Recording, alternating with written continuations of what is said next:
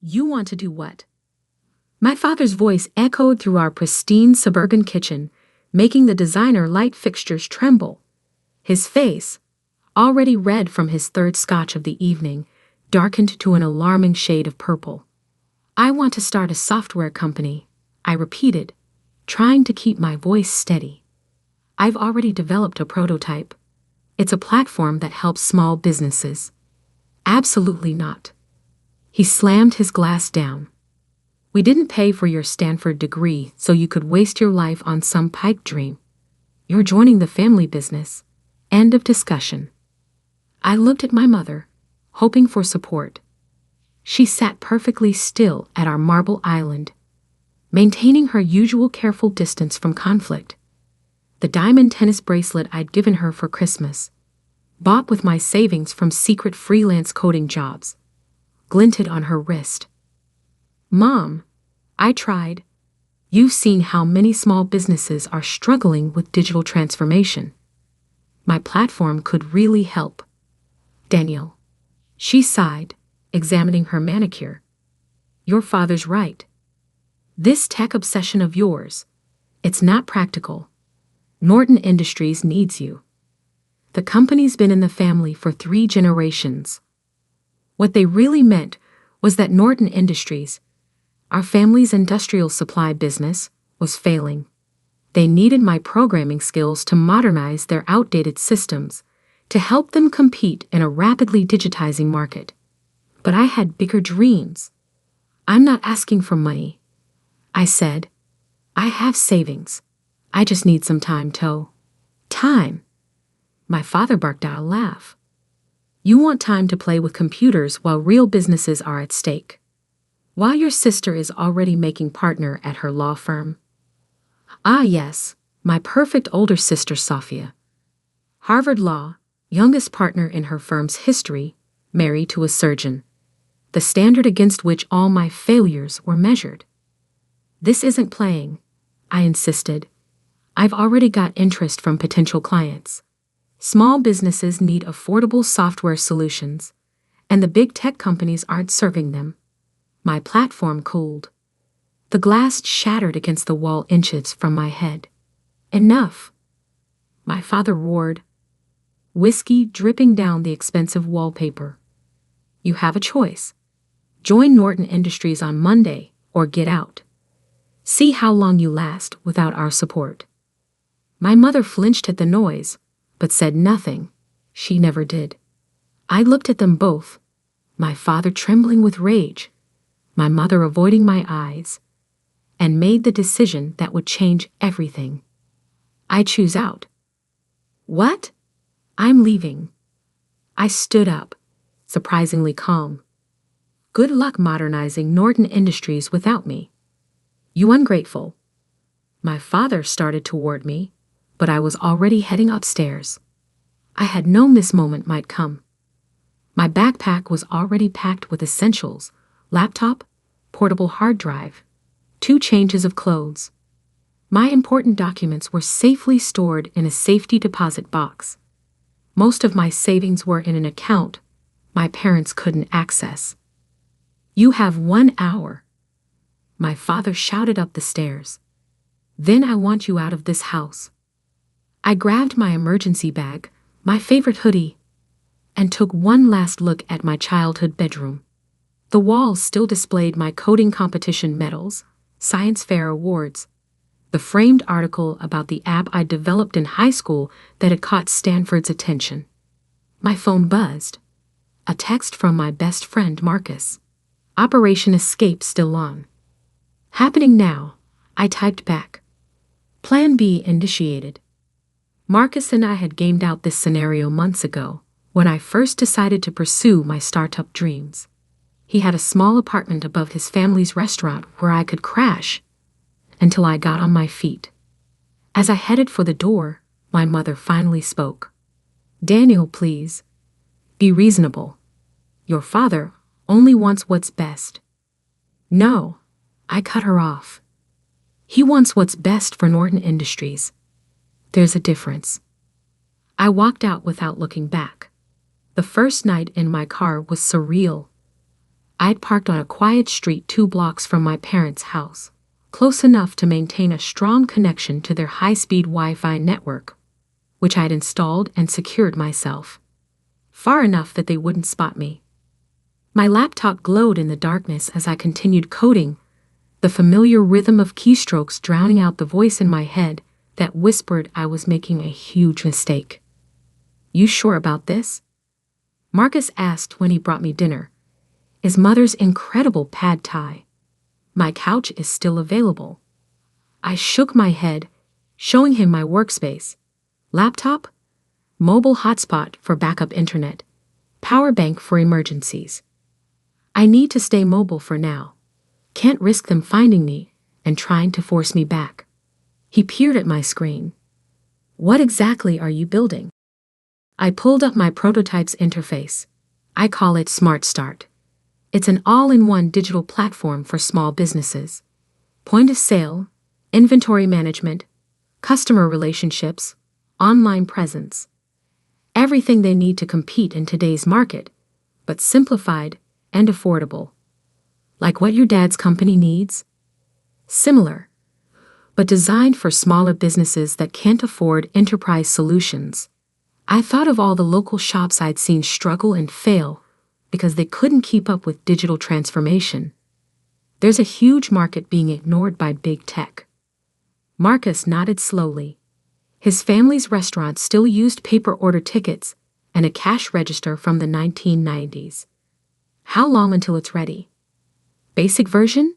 2 months. I've got most of the core functions working. Just need to polish the interface and add some features. What I didn't tell him was that I was also secretly documenting everything wrong with Norton Industries systems. Every vulnerability, every inefficiency, every missed opportunity for digital innovation. Not out of spite, but because I knew that someday they'd need exactly what I was building. They just didn't know it yet. Life settled into a strange routine. During the day, I'd work from various coffee shops, buying the minimum necessary to justify using their space and Wi-Fi. At night, I'd park near my parents' house, using their high-speed connection to upload code and run complex tests. I lived on protein bars, coffee, and Marcus's family's leftovers. Showered at a cheap gym membership. Learned which parking lots were safe to sleep in and which to avoid. It wasn't comfortable, but it was productive. Without distractions, without my father's constant criticism, or my mother's passive disappointment, I could focus entirely on building Smart Start. 1 week in, my sister Sophia tried to intervene. "This is ridiculous, Daniel," she said when she tracked me down at my usual coffee shop. "You're living in your car to prove what? That you can be as stubborn as Dad." I didn't look up from my coding. "I'm building something important. You're throwing away a guaranteed future with the family business." "The family business is dying," I said bluntly. "Dad's too proud to admit it. But their systems are ancient, their processes are inefficient, and their competitors are eating them alive. Then help fix it." I finally met her eyes. "That's exactly what I'm doing, just not the way they want." She left in frustration, but not before leaving a thick envelope on my table. Inside was $5,000 in cash with a note. "Don't be an idiot. Come home." I used the money to buy a better laptop and upgrade my development tools. The breakthrough came in month 2. I'd been approached by several small businesses interested in beta testing Smart Start. A local bookstore, a family-owned hardware store, a growing food truck business, all struggling with exactly the problems my platform was designed to solve. "This is exactly what we need," the bookstore owner said after I demonstrated the inventory management system. "QuickBooks is too complicated, and the custom solutions are too expensive. How much would this cost?" I quoted a price that made her eyes light up, deliberately lower than market rate, designed to build word of mouth. By month 3, I had paying customers. Small amounts, but steady income. Enough to rent a tiny studio apartment, though I kept it off the lease to stay under my parents' radar. Then came the call that changed everything. "Is this Daniel Norton?" The voice was professional, authoritative. "Yes? This is Charles Widener from Tech Fund Ventures. We've been hearing interesting things about your Smart Start platform." My heart stopped. Tech Fund Ventures was one of the most prestigious early-stage investors in the country. One of our portfolio companies mentioned your solution. Said it's exactly what the small business market needs. Would you be interested in discussing potential investment? I gripped my phone tighter, thinking of all the nights coding in my car, all the meals skipped to buy server time, all the doubts and fears pushed aside to pursue this dream. "Yes," I said. "I would definitely be interested."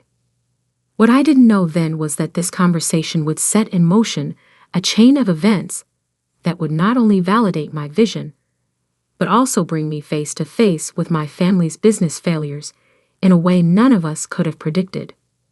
The Tech Fund Ventures office occupied the top floor of a gleaming downtown skyscraper, exactly the kind of place my father would approve of. I adjusted my one good suit, bought secondhand for investor meetings, and tried not to look like someone who'd been living in his car 2 months ago. Charles Widener was younger than I expected, maybe early 40s, with the relaxed confidence of someone who'd made his fortune in the first dot-com boom. "Walk me through it again," he said, gesturing to the conference room's massive display where my Smart Start demo was running. I pulled up the interface that had become as familiar as my own reflection. Small businesses are drowning in digital complexity. They need e-commerce, inventory management, customer relationship tools, but existing solutions are either too expensive, too complicated, or too limited.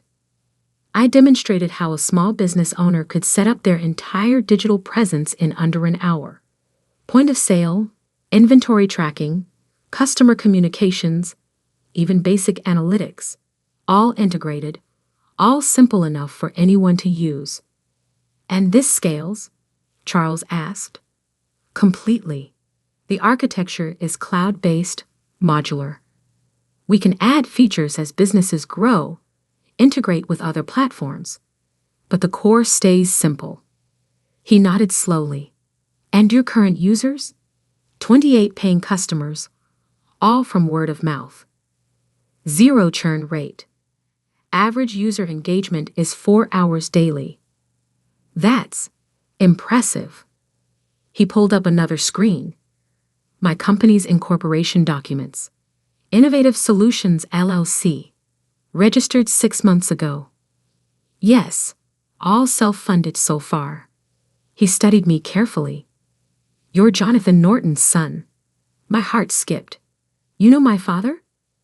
"Norton Industries was one of my first investments, back in the day, before your father bought out the minority shareholders." His expression turned thoughtful. "They're having trouble adapting to digital markets, I hear."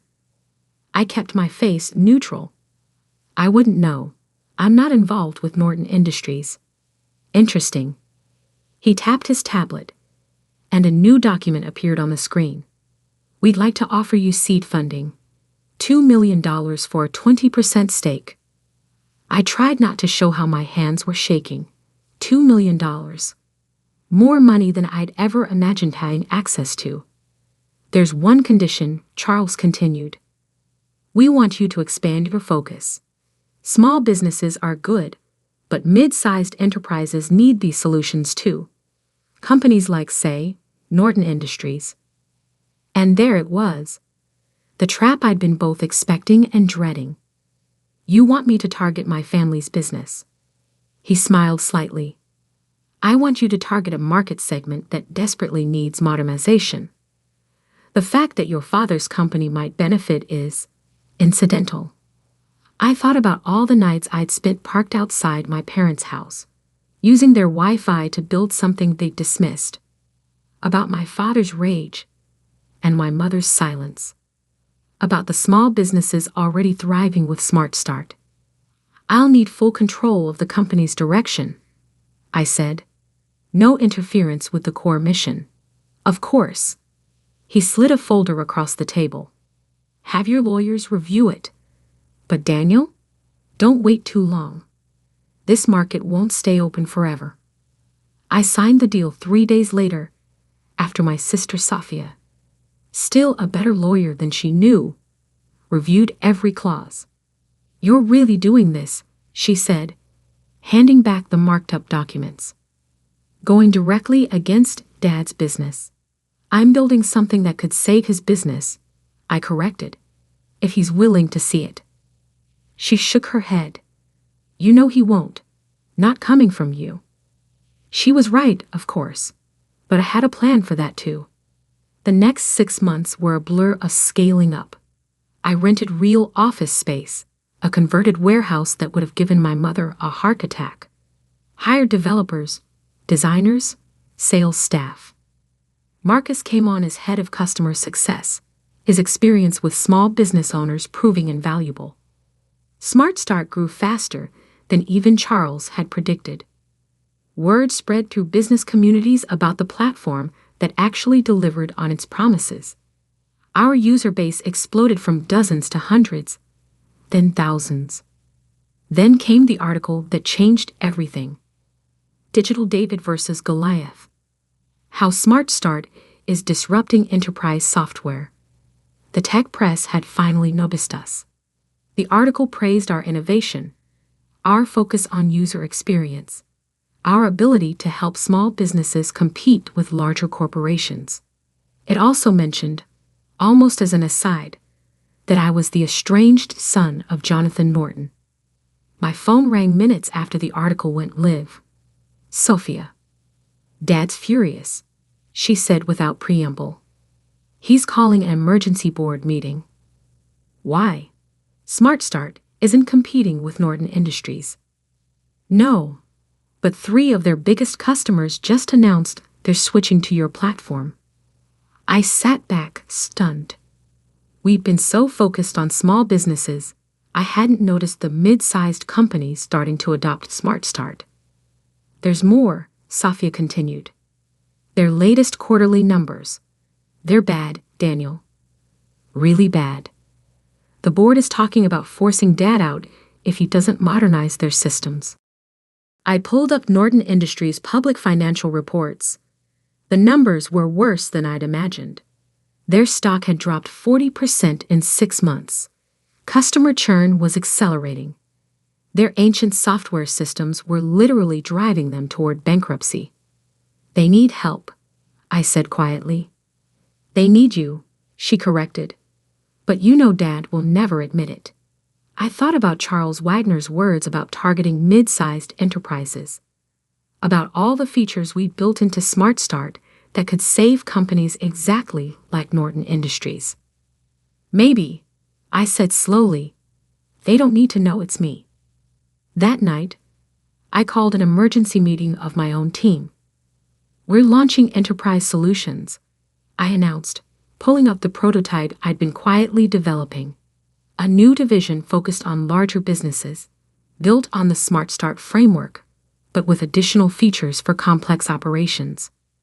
Marcus frowned. I thought we were staying focused on small business. We are. But there's a whole segment of mid-sized companies being crushed between small business agility and big corporation resources. They need what we've built. I didn't mention that every feature in Enterprise Solutions had been designed specifically to solve Norton Industries' problems. That I'd spent months analyzing their weaknesses, building solutions for issues they didn't even know they had yet. The team worked around the clock for weeks. We launched Enterprise Solutions under a new brand, through a subsidiary company that couldn't be easily traced back to me. The marketing targeted companies exactly like Norton Industries, established businesses struggling with digital transformation. Then we waited. It didn't take long. Norton Industries' new chief technology officer, hired in desperation after their last system crash, reached out within days of our launch. The meeting was set for their headquarters. I watched via secure video feed as our sales team, carefully chosen to have no connection to me, presented enterprise solutions to my father and his board. I saw the moment he realized this was exactly what they needed. Saw him fight against admitting it.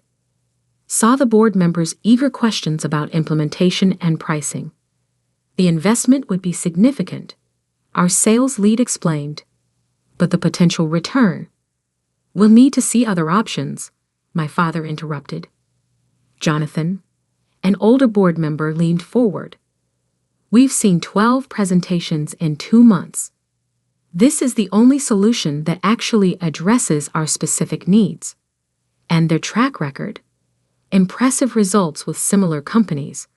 Another board member chimed in. My cousin's manufacturing business switched to their system last quarter. Saw immediate improvements. I watched my father's face as he realized he was losing this fight. The board wanted change. Their customers demanded it. Enterprise Solutions was their best chance at survival.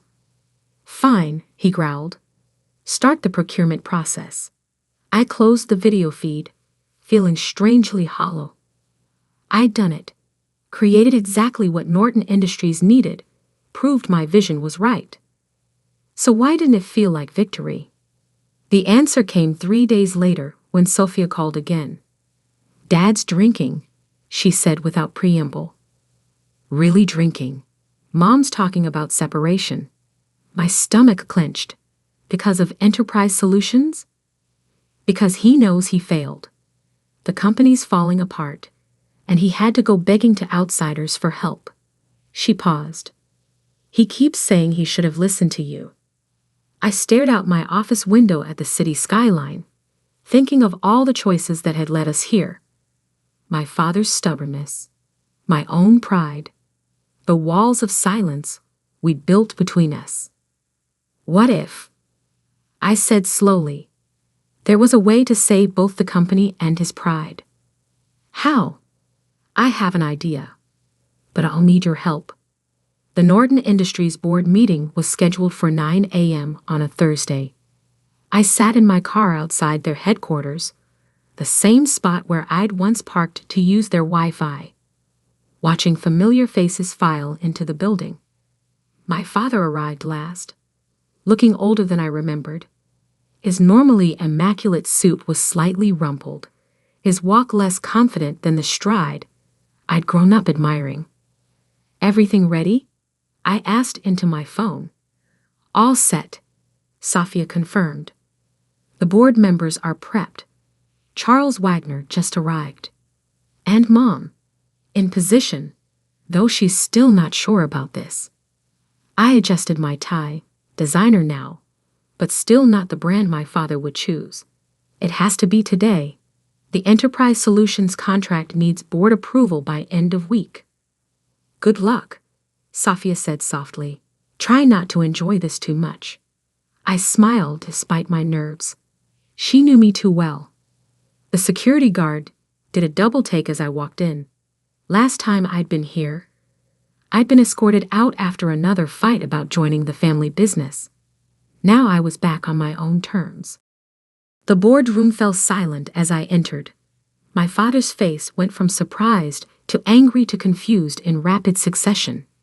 Charles Wagner, sitting near the head of the table, merely nodded as if he'd been expecting me.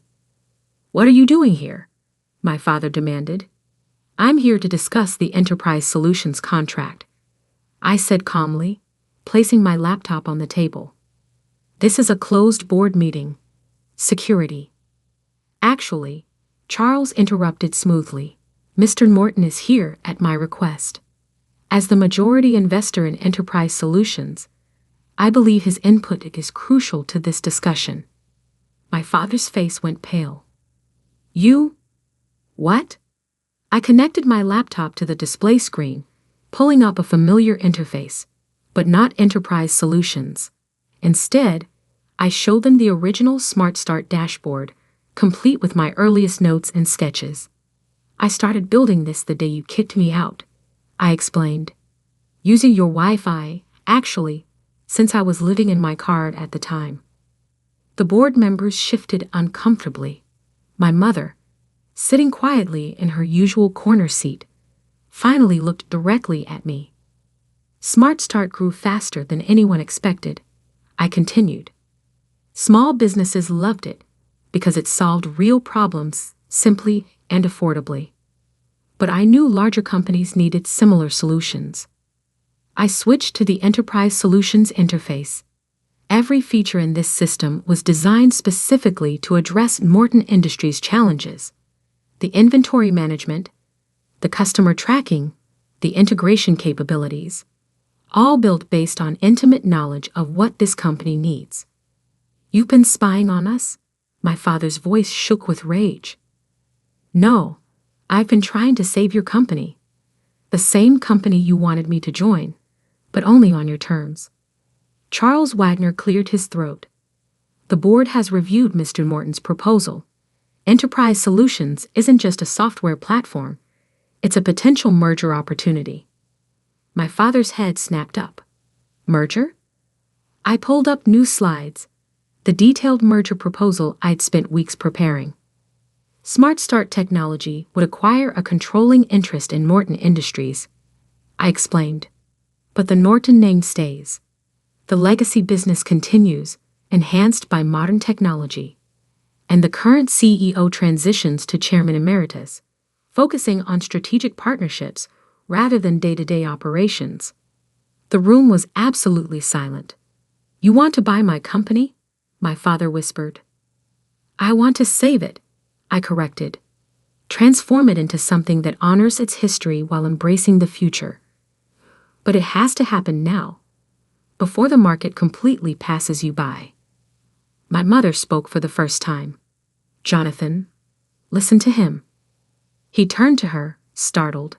In 30 years of board meetings, she'd never spoken up. "I've seen what Daniel built," she continued. "What he sacrificed to build it. This isn't about winning or losing. It's about family." "Family?" He barked out a laugh. He abandoned the family business.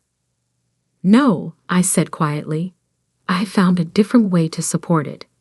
Every feature, every innovation in Enterprise Solutions was designed with Norton Industries in mind. Because despite everything, I never stopped believing in what this company could be." I walked over to his chair, pulled up one more document on my tablet. My original business plan, written in my car that first night after being kicked out.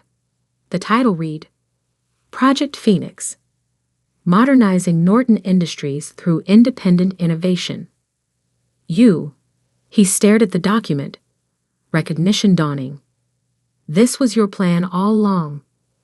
"Plan B, actually. Plan A was convincing you to modernize from within. But you weren't ready to listen then." Charles Wagner stood up. "The board needs to vote on this merger proposal by end of day. I suggest we take a brief recess to process this information." People filed out, leaving me alone with my father. He sat there, staring at my business plan, looking lost. "Why didn't you tell me?" he finally asked. "Would you have listened?" "Really listened, not just heard what you wanted to hear." He was quiet for a long moment. "You built all this, using our Wi-Fi?" I couldn't help but laugh. "That's what you're focusing on?" "No, He ran a hand through his gray hair. "I'm trying to understand how my son went from living in his car to offering to buy my company in less than 2 years. The same way you built this company. By seeing an opportunity everyone else missed. By working harder than anyone thought possible. By believing in something bigger than myself." He nodded slowly. "Your grandfather would have loved this, you know. He always said the best business lessons come from proving the skeptics wrong. I learned that from you, actually. All those stories about how you built Norton Industries, how you proved everyone wrong who said it would fail." I sat down next to him. "I just did it my way, instead of yours." The board voted unanimously to approve the merger. My father, after the longest pause of my life. voted yes. The transition wasn't smooth. Change never is, especially in family businesses. But slowly, surely, Norton Industries began to transform. We kept the name, but modernized the brand. Kept the core business my grandfather had built, but enhanced it with technology that helped it thrive in the digital age. Smart Start's innovation combined with Norton's stability created something neither company could have achieved alone. 1 year later, I sat in what had been my father's office, our office now, since he'd finally accepted the chairman emeritus role. We were reviewing quarterly numbers, which had exceeded all projections. "You were right," he said suddenly. I looked up. About what? About everything. The technology, the market changes, the need to adapt. He met my eyes. I was too proud to see it, too scared of losing control. "And now," he gestured at the tablet, showing our latest results.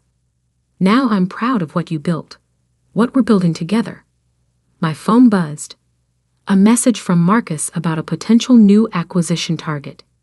Another struggling family business that needed exactly what we created. "Speaking of building," I said, pulling up the proposal, "what do you think about expanding our enterprise division?" He smiled, the real smile I remembered from childhood, before stress and fear had hardened him. "Tell me more." Later that night, I drove past our old house. The Wi-Fi signal was still strong. I'd upgraded their system last month, though they didn't know it. I thought about that first night in my car, coding by the glow of my laptop, running on determination and spite and dreams of proving everyone wrong. But success, I'd learned, wasn't about proving others wrong. It was about proving yourself right. About building something so undeniable that even the strongest skeptics have to acknowledge its value. My phone buzzed again, a family dinner reminder from my mother. These were regular events now, though the conversation had shifted from criticism to collaboration, from judgment to genuine interest. "Coming," I texted back. Then, because I couldn't resist, using the Wi-Fi to send this. Her response came quickly. "Very funny. Your father says bring the new acquisition proposal. And yes, he's actually smiling about it." I smiled too, thinking of how far we come.